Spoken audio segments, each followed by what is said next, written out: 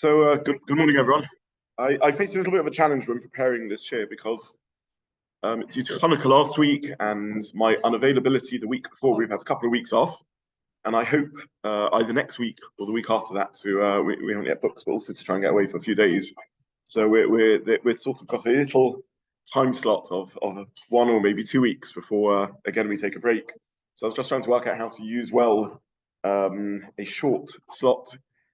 We more or less, I think we finished, even though the marketing went out saying this was going to be a continuation of anti-Semitism. I think we sort of finished dealing with anti-Semitism at length and solved that particular problem. So I was just trying to think what I could do that's a relatively self-contained unit. And a while back we dealt with Pshat and Midrash, and whilst I focused on Pshat and what Pshuta Shel Mikra means and the like, we didn't really discuss Midrash. So I thought today we'd do a 1 or perhaps 2-part mini discussion around one aspect of Midrash, and then maybe if there's interest, we can explore Midrash more fully in January when we get back into routine to understand what Midrash is and what Midrash is doing. But for now, I really just wanted to look at one very small angle of Midrash, just because I thought it was interesting and slightly lighter and more self-contained. And this is understanding to what degree Midrash is meant to guide our lives, and to what degree the insights of Midrash and Machshava and Aggadata and Drush and Kabbalah and so on are meant to be a guide to our lives. I spoke on either Shabbos Aggadda or Shabbos Shuvah several years back on the role of Kabbalah and Halacha. I'm not going to go back into that today, but just try and look at some examples of where Midrash has influenced Halacha. What exactly is Midrash? It's difficult to define.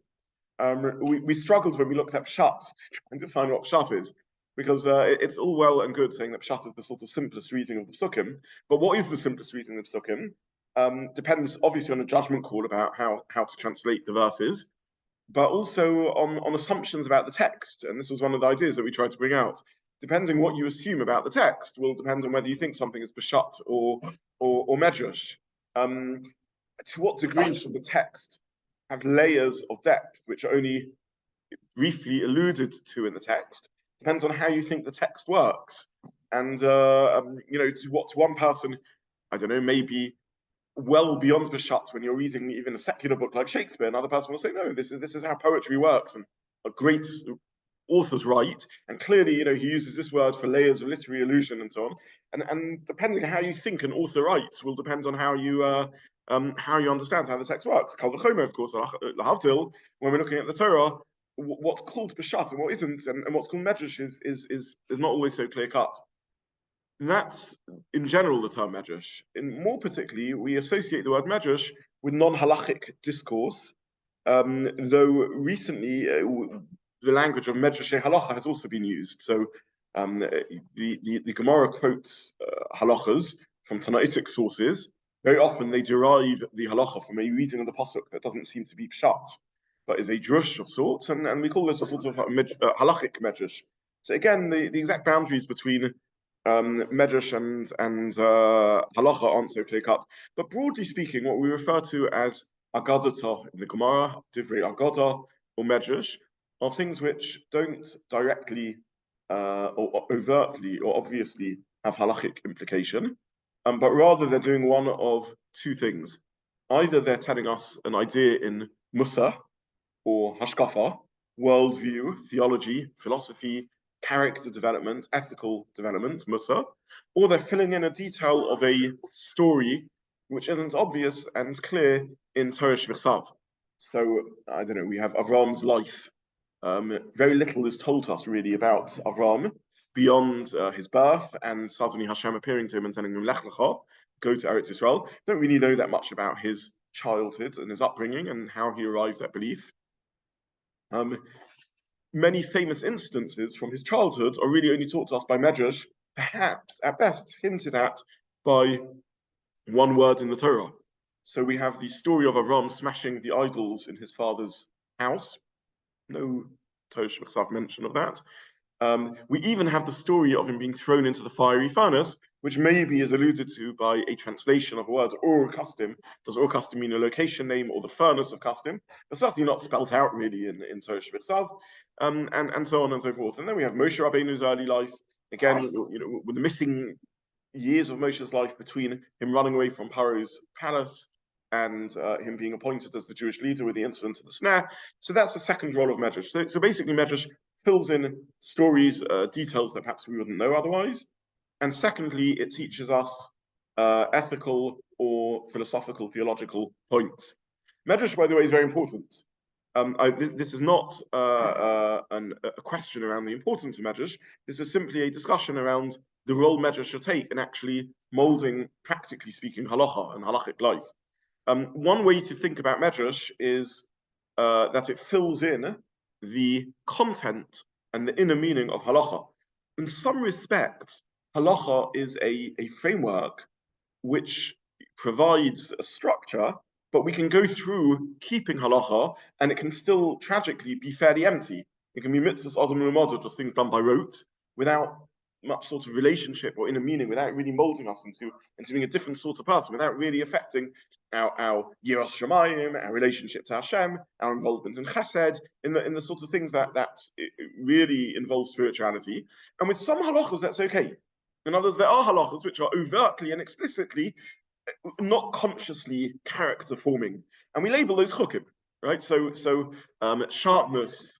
Again, the Rambam has a slightly different approach to this in Mona V'chim, but at least on a pragmatic level, for most of us, sharpness isn't going to carry a particular ethical or spiritual content that we understand, and we accept it because I'm a human being. Hashem is Hashem. We accept there's a gulf between us, and we accept that things can have either subconscious or spiritual or neshama impact on us that isn't obvious. But many other mitzvahs, if we're doing them without thinking about any inner meaning, we're missing a significant part of what the mitzvah is about. We put tefillin on, we walk past a door and we see a mezuzah. Obviously, we're fulfilling a halacha by doing that, as long as we understand we're doing a mitzvah. But we're missing an enormous amount if we don't really hear what the pasuk is saying. These words are meant to be on our hearts. As we walk past the door, we're meant to reflect on what's written in the mezuzah. As we put on tefillin, we're meant to reflect on what we're binding to ourselves and the like. So we miss a significant part of what it means. It's very one-dimensional Judaism if we don't involve ourselves in the reasons behind, in the message behind, in the asek, in the involvement of Midrash. So clearly Midrash is character forming in that way. In addition, there's an area of Torah called Musa. All of us should learn Musa. In other words, we should think about directly working on our character traits, again, beyond halacha. If we know that we have a tendency to anger or greed or arrogance, then again, this is the involved laziness, and this is the asek of Musa, which is part of the discussion of Midrash. And finally, within Midrash, it informs us of theology or philosophy, what it means to be a believing Jew. What is our emunah? How are we meant to relate to Tanakh, to Hashem, to prophecy, to Nevuah? This is again all the asek of Midrash. This is the subject of Midrash. It is true that Jews didn't do philosophy in the modern meaning of the word until really they encountered Greek philosophy, largely through the interface of the Muslims. So what we call philosophy, a lot of, this is not really today, is not really a philosophical discussion, but when we do more direct philosophy, we're thinking philosophy, speaking philosophy in the language of the Greeks, a sort of systematic rationalist system taught to us by the Gaonim and the Rishonim who encountered Greek philosophy and brought that into Judaism, found that a useful vehicle, a useful type of language with which to understand Yiddishkeit. But they were drawing the ideas from Midrash again, from Aggadata Agadda. So for whatever reason, Chazal thought in the language of metaphor, the language of poetry, the language of stories. A lot of Midrashim tell stories that are not meant to be understood literally, but are poetically trying to convey an idea. Sometimes this is overtly the case. There's a series of Gemaras in Baba Basra in which it tells stories that seem to be almost like out of the Arabian Nights of adventures, in which one of the Amoraim traveled and saw remarkable scenes of islands that turned out to be large whales and really fantastical scenes. And the consensus of the Mepharshim is that these are not literal historical descriptions of adventures they went on, but metaphor to convey ideas. Even Midrashim with which we're familiar may well be metaphor to convey ideas rather than to be understood literally. So on Purim, when we read about Vashti emerging with a tail, it may be telling us that somehow a nace occurs and a tail grows, or it may be telling us there's something animalistic about her and the sort of person she is. She appears as a tailed creature rather than a regular human being. So Chazal chose to teach ideas and concepts through the language of poetry and story and metaphor and imagery rather than direct systematic philosophy. Again, if I can just forgive me, I'll take a second. Just if you can maybe just use again a moshel, just to again kaviyachal. I don't mean to compare, but many people who study literature draw enormous insight into psychology from the works of great stories. Shakespeare, they see as someone with enormous philosophical or psychological depth.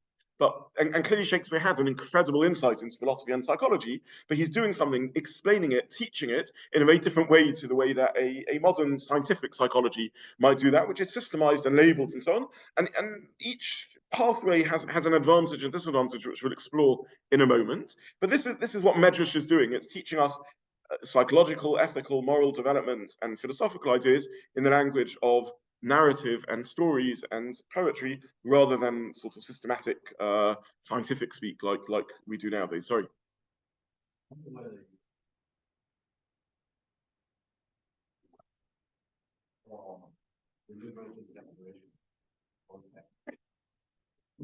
Yes, 100%. So Guzma, exaggeration, is an appropriate tool in metaphor and poetry and storytelling, and it's an effective way of impacting and forming character, but is inappropriate in science. If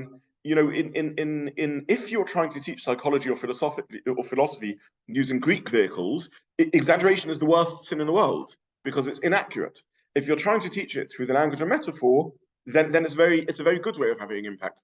The Totamima uses an example of this when he describes he says when people struggle to understand um, uh, um, people struggle to understand the metaphor of Chazal, and they think that if Chazal say something, it should be taken literally always. And he says, imagine you read a newspaper headline that reads, it seems it was a newspaper headline at its time, so he lived around the time of the various revolutions racking Russia and so on. So he said, imagine you read a headline that reads, "The drop of ink that drowns a nation." So what's this saying? That there's a vast sea of ink in which a whole nation of people drown?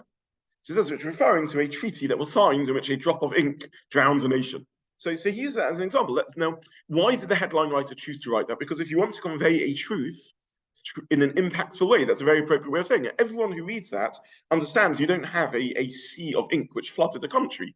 Everyone understands you're making a point that with one careless treaty or accord, the outcome is the death of millions.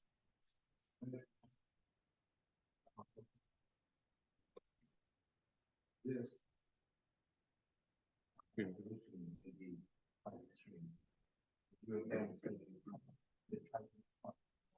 Okay, so the question is, how do we know when a medrash is literal? How do we know when it's metaphoric? How do we know when it's telling a true story? How do we know when it's trying to convey a message? How do we know it's exaggerated? Very difficult. Needs to be learned on a case-by-case basis. We're discussing here the principles. On any particular example, you have to look at it in depth, and there may be cases where it's obvious one way or another. The shot that reverberated around the world, I think that was the headlines at the start of the First World War when Archduke Ferdinand, I think, was killed by his assassin. Is that the time that this headline was used? Was this JFK or American Revolution? Okay, probably been used by headline writers many times, right? Again, so everyone understands that the shot was not heard around the world, right? It was heard, I don't know, within 200 meters of the shot, and that impacted on the on world history. But it's not always obvious. It's not always quick cut to tell. Yeah.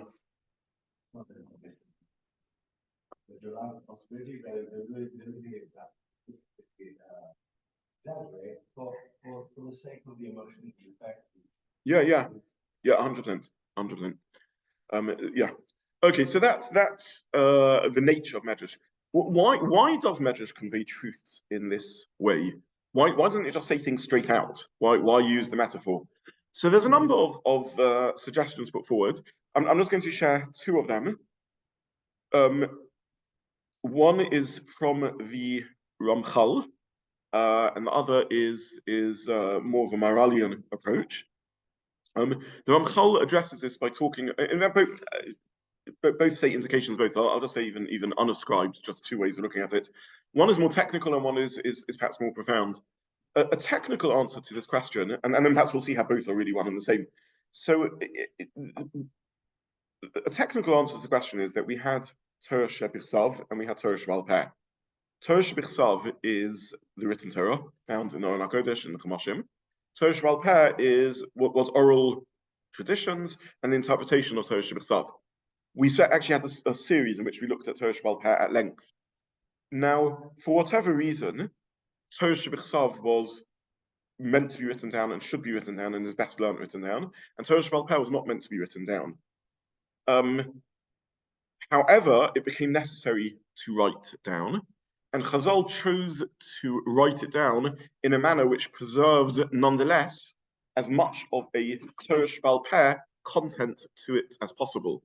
So even though we now have a written Torah, it is still best taught live. And they did this because they wanted Torah Shebal Peh to remain Bal Peh.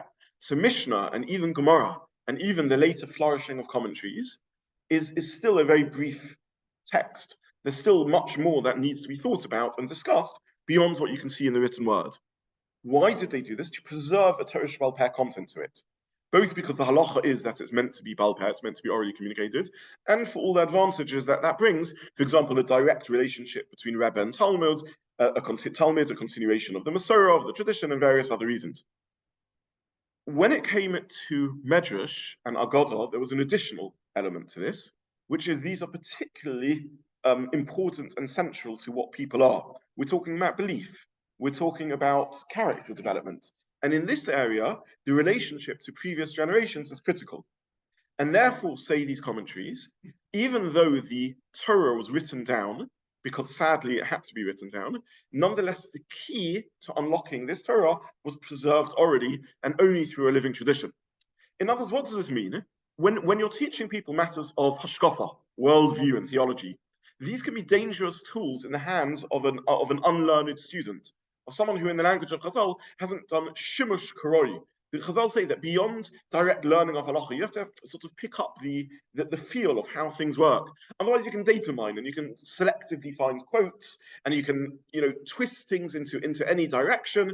So the tradition of hashkafa, of worldview, character development, molding, needs to be something which is done through a live interaction, through a lived experience that's preserved as Torah Shebal Peh. The secrets of the world, of Kabbalistic secrets, Midrashic secrets, hashkafic secrets, philosophical secrets, need to be preserved for those who are royu, who are fitting to be recipients of them. Talmidim have Yiras Shamayim, who are engaging in Jewish life, not just as an academic pursuit, but as a lived experience. This is the first reason why Chazal wrote Midrash somewhat esoterically, and this is really the reason for all esoteric teachings, in order that they should be preserved. The key to unlocking them and the learning of them should be a lived experience in which there can be control over who learns them, who the Talmidim are who learns them, and how they learn them, and a proper interaction. So this is a technical answer to the question. Torah Shebal Peh, reluctantly written down, as much as possible still kept Bal Peh, and therefore Midrashim write in a esoteric way, in which it's not always obvious what they mean, so that they are lived, learned experience. Second explanation, and I hope you'll see that the two sort of merge into one, is that there is an advantage and a disadvantage in modern Western thought and the Greek way of thinking. And the analogy I use, and I may have used this in the setting before, is two ways of learning a language. You can either learn a language in the classroom, where you learn French, right? You learn French in the classroom, you learn the rules of grammar, you learn how the language works, you memorize lists of vocabulary, and you get taught how the language works, and you learn it in the classroom. A second way of learning the language is by living in the country. You go in and dorm with French peasants in the French countryside for 6 months, a year, 2 years, and you pick up the language organically. Now, each path has a pro and a con. The advantage of learning systematically is that you have tools and structure within which to learn. the advantage of learning organically is you're just speaking the language. You're picking up the nuances of it, how it works. You're living it in an immersed experience. You're understanding almost intuitively the subtle use of language and the differences, the nuances of how language works and how it's embedded. I mean, even if you just think in English, the difference between a scent and an odor and a smell. And when we use three very similar words, which are quite hard to define, we just sort of instinctively know it just because we're immersed in a culture which uses the language. Many of us don't think about the rules of grammar in English. Occasionally, we might make a mistake as a result. The first time people think about rules of grammar generally is when they learn a foreign language. So it may be classical Hebrew, it may be French. And so that's interesting. In English, we don't have a pluperfect form. Well, of course we do. We've never been taught to think about it. Most of us don't even know and wouldn't be able to label it in our mother tongue because we just speak it instinctively. So the advantage of an immersive, organic, lived experience is in a way it's more holistic. It's whole body. It's emotion, intellect, psychology, spirituality, physicality. It's all holistically learned. You go and live in France and you're immersed in French culture and French living and French life, and you get in a way a deeper truth than you can get in the classroom. But the classroom is a more efficient means if you want to do it as an outsider, if you don't have the ability to move to France, if you don't have the ability to live there, if you want to learn rules which perhaps in some ways are more applicable onwards into other situations. So something like that is an analogy of how Chazal thought that truth should be taught. They thought it should be taught by moving to France, by living in the Beis Midrash, by immersing oneself in an experience. And when you're no longer able to do that because of a breakdown in Torah Sheba'al Peh, they thought there's a second method of doing it, which is stories and metaphor and poetry. The point of a story is that you temporarily live in the zone of the story. The point of a story is that you move in there. It affects you not just intellectually, but emotionally. As you read a story or you watch a film, you tense up when you worry about what's going to happen to the hero, even though you know this is just, well, either it's fiction or even if it's fact and it's narrative, but there's nothing tense up because the story is writing about, I don't know, something that happened to a character 100 years ago. But nonetheless, you live in the experience and you breathe it and you immerse yourself in it. And this is something like what Chazal were trying to do by teaching Aggadata, by teaching Aggadata. They wanted to immerse you in an experience. So it was a lived experience and a holistic experience. And this is a sort of insight you can get into psychology and philosophy through great works of literature. There's truths that a Shakespeare can reveal or a beautiful painting can reveal about the reality of the world that the lab and the psychologist can't reveal. And this is the sort of interplay between these two ways of thinking. So the two reasons really merge into one. There's an advantage in the organic way of thinking, less systematic, it's true, than Greek philosophy, but more organic. And part of that advantage really ties in to the difference between Torah Sheba'al Peh and Torah Shebechsav, the difference between an immersive, lived experience and a sort of classroom type learning experience, a book learning and a life experience. So this is an introduction to Midrash and the role that it plays. To what degree should Midrash impact on actual halacha and practices? Well, on a minhag level, not controversially and very significantly. One way of thinking about minhagim is a way of taking abstract halachic ideals and making them lived experiences. So Shabbos starts, and we want to enter into a Shabbos zone. We start with L'chon Ranuna, right? For many of us, it's the highlight of our week.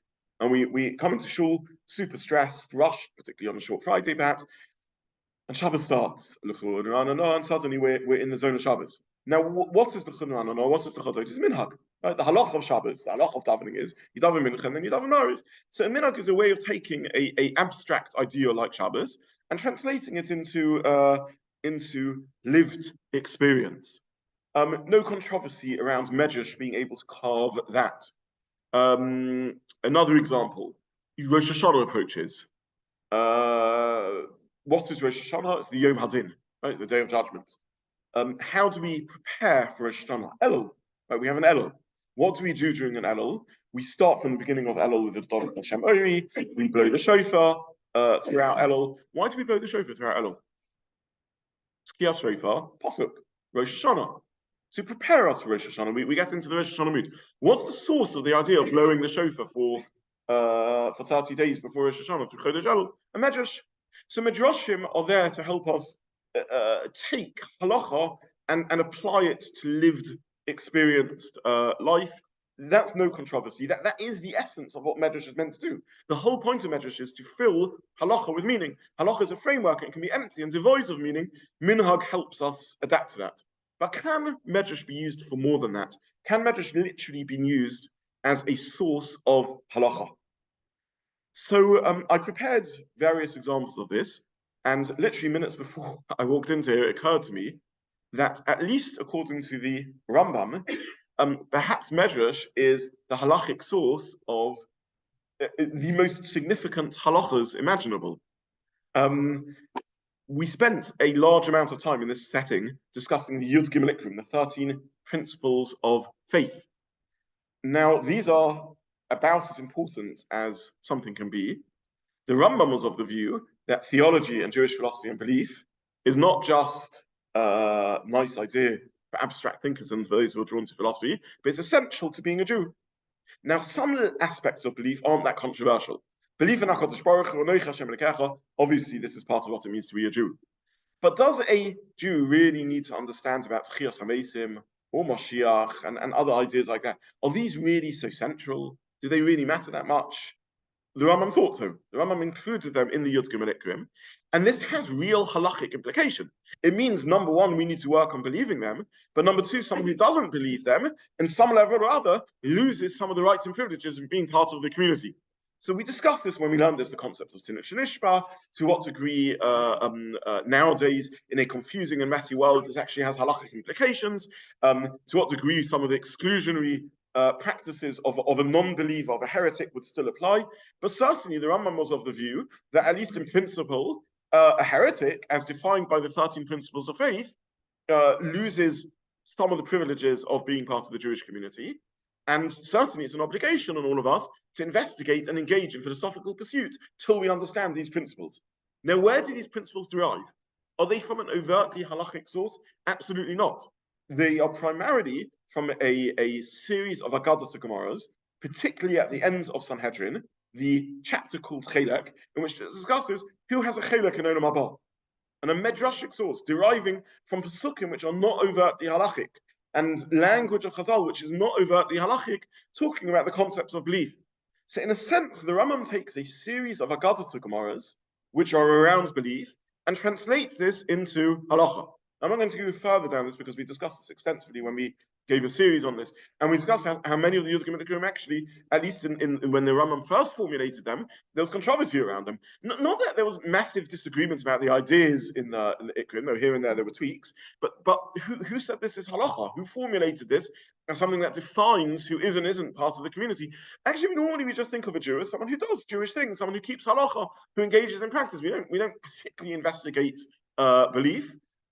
Is this what defines someone as a practicing Jew? We have other sources that talk about who it is that's within the community or not. Shabbos, Chilul Shabbos, right? Kol Mechalel Shabbos, right? Keeping Shabbos or not. That's something that's a defining feature of what we mean when we talk about someone as within the practicing community. Where did this idea of belief achieve such significant halachic status? Again, I'm not arguing that the Rambam invented this.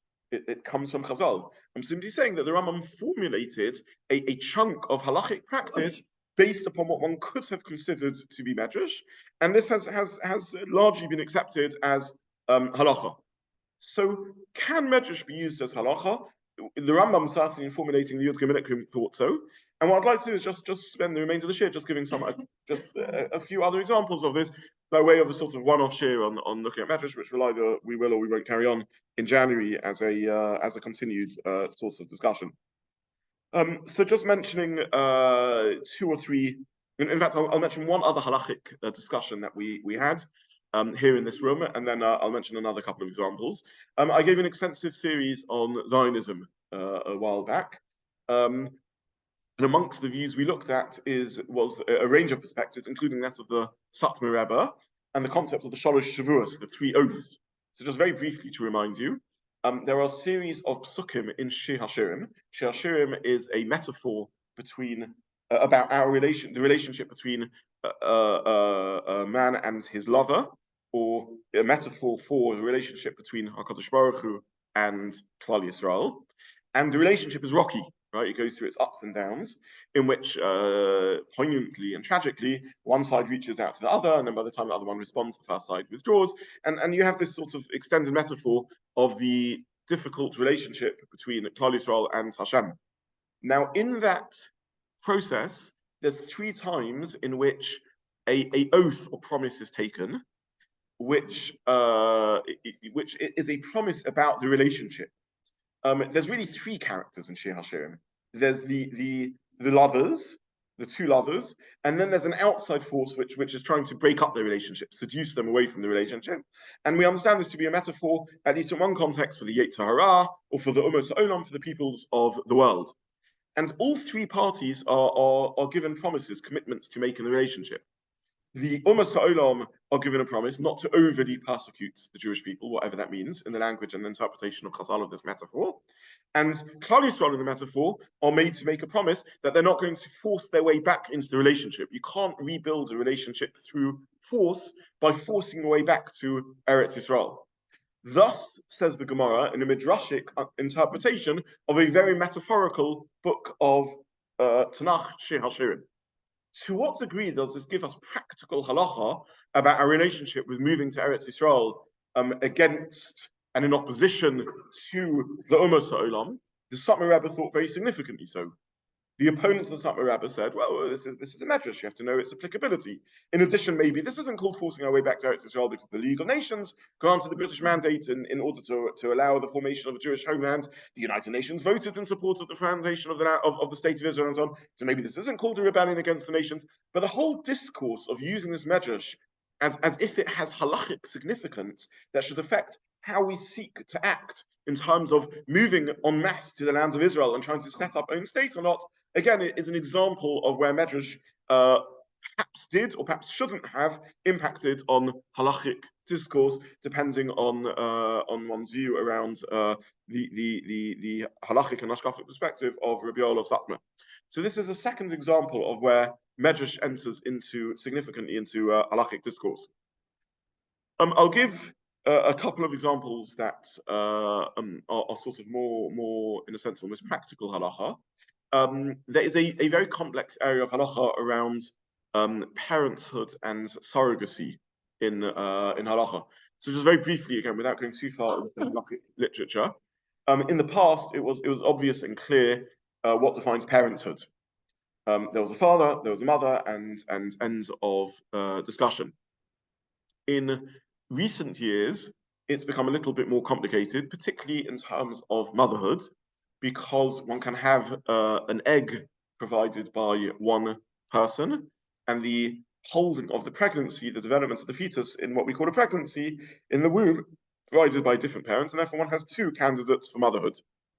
More recently still, there's a 3rd candidate for motherhood. I'm not going to go into the science of this, but very briefly, within a cell, there's what we call the regular DNA, and then there's the mitochondrial DNA, and there are conditions where people have genetic conditions in which it makes sense to substitute, to inject, to remove the DNA from a cell, to put in a different set of DNA into the cell, and therefore effectively you have 3 candidates for motherhood. You have the mother via mitochondrial DNA, the mother via regular DNA, and then the mother who's holding the child in utero, who's carrying the child to term through pregnancy. So this has become a very important set of halachic discussion around parenthood, what defines parenthood in halacha, and obviously with respect also to Jewish status and the like. So amongst the sources around this debate is something that we just read about a couple of weeks ago, which is the birth of Dinah and Yosef, which, if one looks in the Psukim, seems to have been perhaps roughly at the same time. And Chazal in a Gemara in Brachos speak about Leah realizing she was carrying a child, realizing that were this child to be a boy, she would only leave one potential child left for Rachel. She knew that, according to the Midrash, that there were going to be 12 shiftei kar, 12 male children born to Yaakov, and she wanted Rachel to be the mother of at least 2 of them, and she davened, therefore, that she would have Dinah as a female child and leave Rachel to have Yosef. Now, in the Targum Yonason, it speaks about fetal transfer. It speaks about a switch of fetus from Leah to Rachel and from Rachel to Leah, such that there's a switch. And Dinah, who was carried by Rachel, is carried by Leah, and the child who was to be Yosef, the male child who was carried by Leah, is now carried by Rachel. Now, there's much to ponder in this chazal, right? We were discussing before which chazals are meant to be taken literally, which aren't. What is this telling us about carrying a male child and a female child? The whole concept of shivtei. When we get into the discussion about the continuation of the Jewish people and how that worked, there's a vast array of thoughts that one would want to consider based on this chazal. However, on a midrashic level, it's telling us that Yosef was conceived within Leah, and yet nonetheless carried within Rachel, and is deemed the child of Rachel. In every respect, Yosef is Ben Rachel, right? That's his lineage, and that's his mother, and that's the whole continuation of Rachel. Indeed, that's the essence of Leah's desire to switch, such that Rachel would be the mother of two of the Shvatim. So, is this an appropriate source to use to consider fetal transfer and the definition of parenthood? Again, it is an example of a debate as to whether Midrash can impact on halachic sources or not. But certainly, the Midrash is brought by some poskim as a source of the idea that fetal transfer, motherhood, can be acknowledged through the mother who carries the child, as opposed to the mother with whom the child was conceived. Yosef carried by Rachel and deemed the child of Rachel, even though she is carried even though she was conceived by Leah. So this is again an important halachic source. Let me just try and mention a couple. The Midrash doesn't make it clear. The Midrash doesn't make it clear. But conceptually speaking, it doesn't seem that 40 days should be the critical determinant.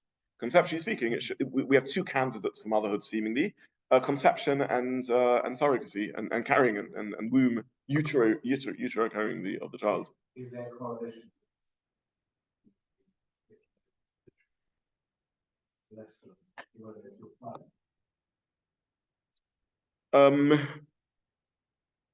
No, because as I said, each medrash needs to be looked at by itself in its own terms.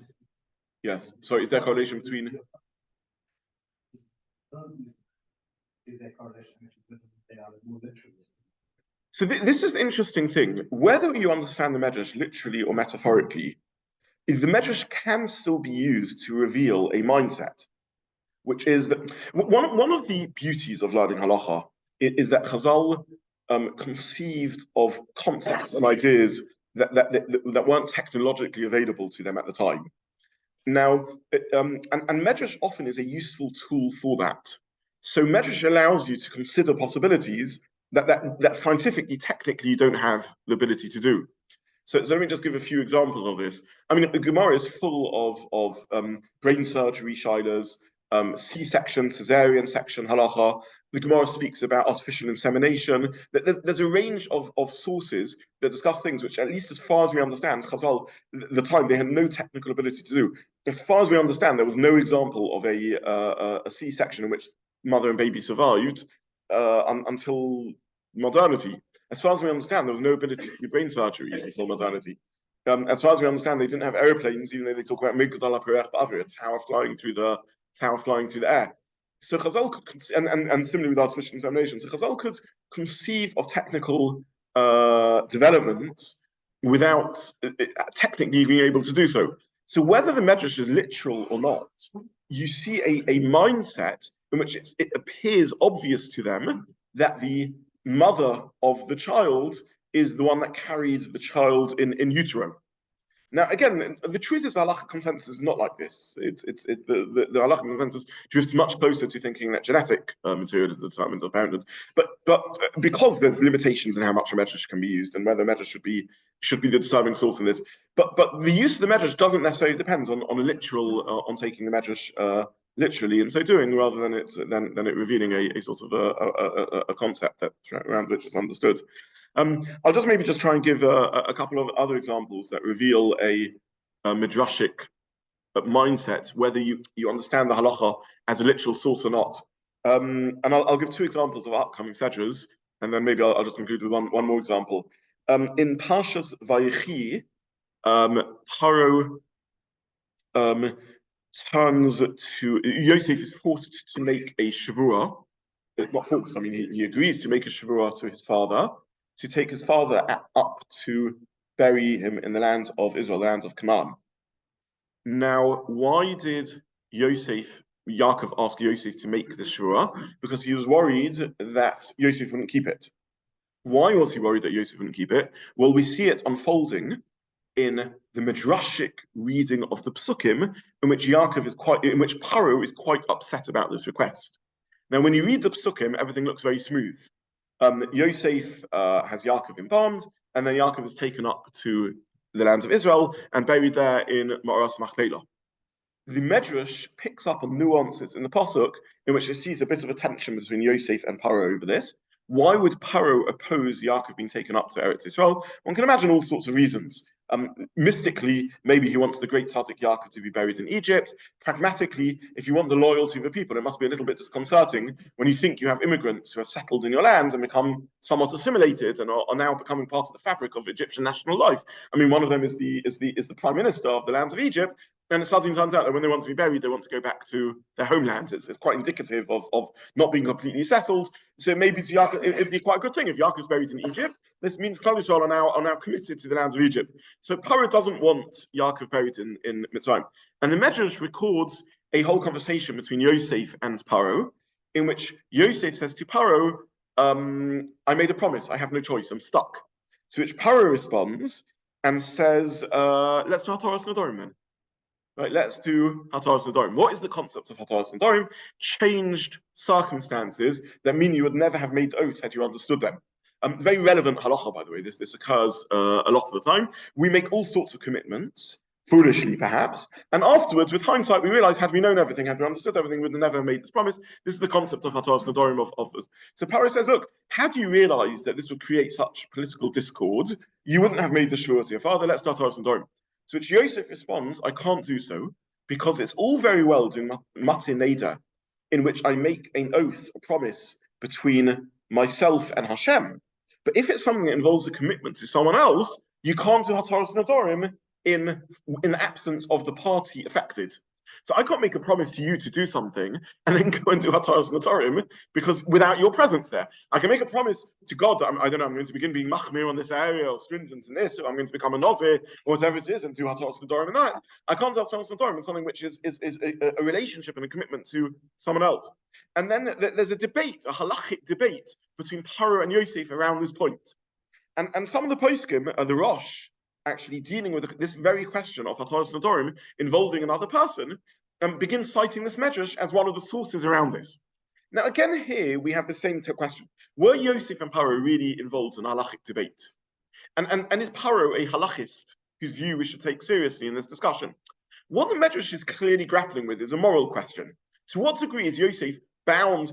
I mean, it's pre-Matan Torah, right? There isn't the concept of Nedarim, but there isn't a halachic structure of Nedarim. There isn't a halachic structure of Hataras Nedarim, but the concept of an oath and a commitment, and the degree to which you can back off an oath and a commitment when circumstances change, and whether that's moral only when it doesn't affect other people, or even where it does affect other people, and you want to back off not in their presence, is a core moral issue. And the Rosh therefore thinks this is a relevant Maramokum in terms of halacha also. The counter argument to the Rosh is, the Midrash may be telling us something about morality, but halacha is legality, is law.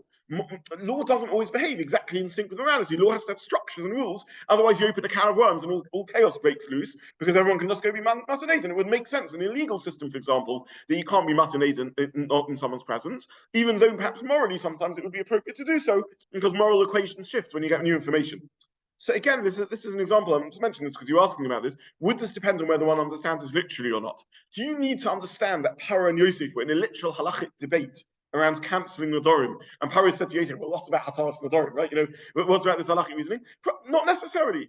But the idea that there's a moral conversation in which Paro is putting Yosef under pressure and Yosef is pondering what's the correct thing to do in the situation, that's something that's more easily understandable. Can that moral debate impact on halacha or not? Very, very interesting discussion, which is what we're looking at when we're trying to understand Midrashim. In a sense, what I'm trying to bring out from this is, I believe we had a series also here in this setting, possibly it was in during COVID when it was only on Zoom, in which I spoke about the morality and halacha are the same thing, where the Torah and morality are the same thing. And one of the points I made in that discussion was that law it has to be rule-based, and therefore there can always be scenarios in which you can imagine the complexities of law ending up with an immoral outcome or an amoral outcome, or one that isn't necessarily the best moral outcome. And nonetheless, this is how law has to behave, and sometimes even halacha and morality won't be exactly in sync because of that. So this is a second another source around this. I'll mention one other very, very famous source, which again really is a medrash, not an overt halacha, and yet nonetheless has become very commonly used. And made its way even into Shulchan Aruch, into the Ramah. The story of, again, a couple of weeks' time, Pasha Shmos, Moshe encountering a Jews who are fighting, and Moshe calls one of them Rasha, Lama Makareacha. Why are you? Is that the lashon of the pasuk? Lama, Rasha, Lama. Sakarecha. What? Yeah, right. Lama Sakarecha. Sorry, my grammar. Lama Sakarecha. Why are you smiting your fellow? Now, what exactly was going on in that story? How desperate a fight was it? What sort of fight was it? And the context behind this is that Moshe wouldn't casually call someone a Rasha. It's a terrible thing going on over here. Moshe encounters two people fighting, and Moshe addresses one of them and says, Rasha, wicked person. Right, that's quite a slur, right? Just calling someone Rasha, to do that. So the Midrash derives from various nuances of textual reading that all the person had done was Merim Yad. All they'd done was lift their hand. And the Midrash learns from this that Magbia Yad al Chaver, if you merely lift your hands against your friends, you're already a Rasha. This is already criminal activity. This is atrocious. And the Ramah paskins this in Shulchan Aruch. Hamagbia Yad al Chaver lakoisoi. Possul le'edus midrabanon. It's possul le'edus midrabanon because an aid can't be a Rasha. You can't use someone as a witness who's a wicked person. Never the possul le'edus midrabanon. Now, I want to stress this has real life implications, right? A contract is entered into, and one of the parties challenges the legitimacy of the contract, or an event occurs, and one of the parties challenges the legitimacy of the right of basic judge of the event because one of the witnesses is a Rasha. And their rishus is that they have lifted their hands against someone else. Right? They lifted their hands against someone else.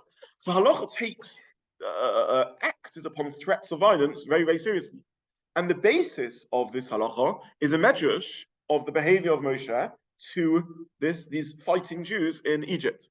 So here you have an example of perhaps the most serious halachas imaginable, again being derived arguably from a medrash. Now I'm not going to go into practical halachas. The lawyers amongst us now are worrying about the whole concept of edus and how this works and how realistic it is and so on.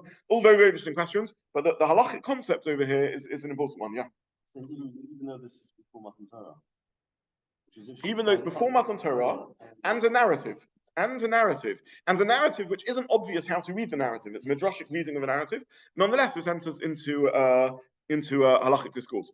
I'll mention one other example just to finish off, and this is I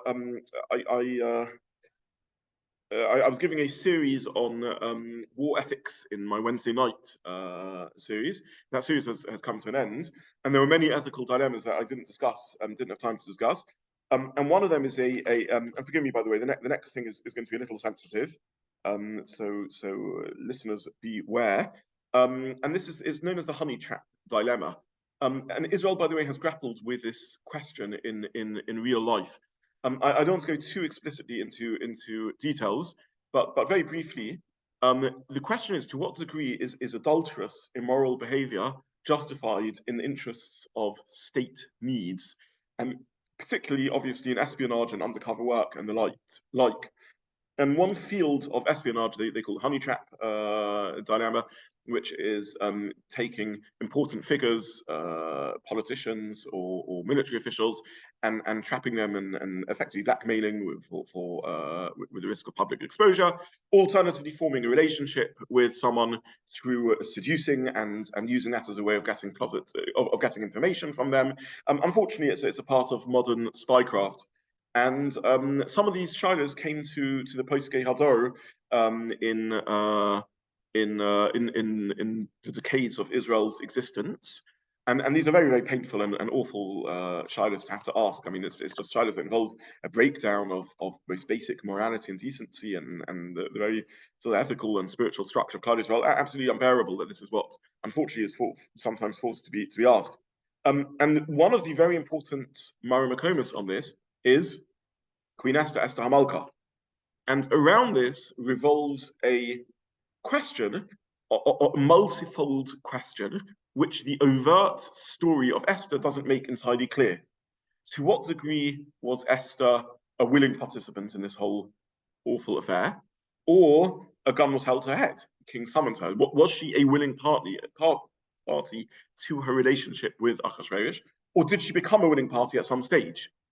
And there's a Midrash which says that when she turned to Mordechai and said, if I have to be sent into a mission to Achashverosh, I will do so. But imavadati, if I'm destroyed, I'm destroyed. What she's saying is I'm compromising my morality by so doing, because it's the first time that I'm actually becoming a willing party to my relationship with Achashverosh. Till now, I've given him no indication that I have any interest in him. I've been forced to become his queen, but nothing more than that. There's also a Midrash that says that Esther is married to Mordechai. In the Pasuk, this is not entirely clear, but the Midrash understands that, in which case this is literally an adulterous affair. And in the scenario of adultery, husband and wife become forbidden if transgression occurs.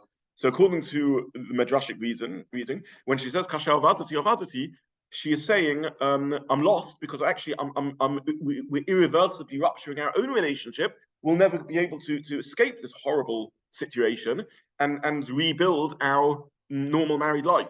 So you have a very tragic undertone of the story, which is not obvious at all in the Pshuta Shel Mikra, and not obvious at all in the Pesukim, but the Midrash brings out. And again, this source became an important source in this dilemma, and tragically not for the first time in Jewish history. So if we go back several hundred years, the Noda B'Yehuda discusses this Midrashic source.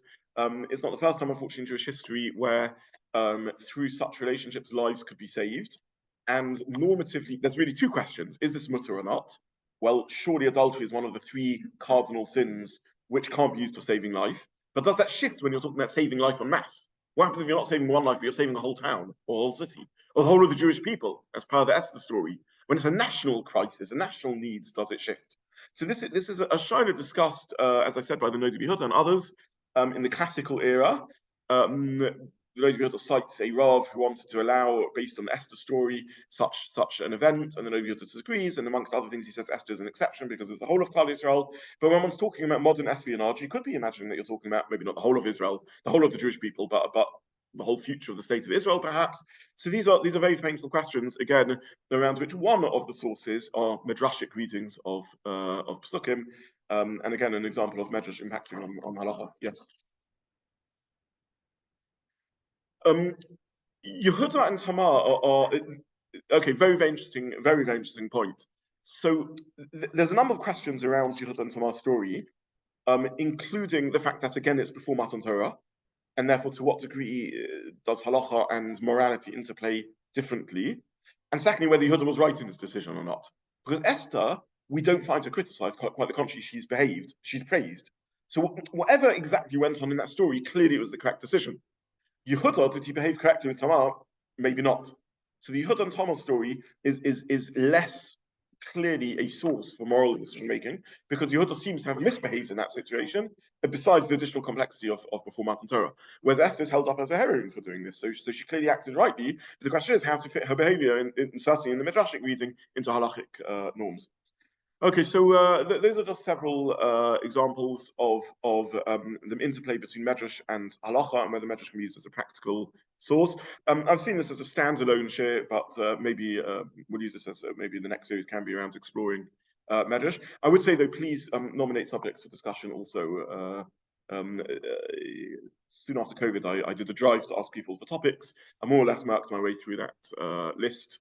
Any more topics, please, that people are interested in us exploring, I'm happy to do. And I wish everyone a good day. Thank you so much. As always, for joining. Thank you. Yes, thank you. Unfortunately, David. Thank you. Thank you.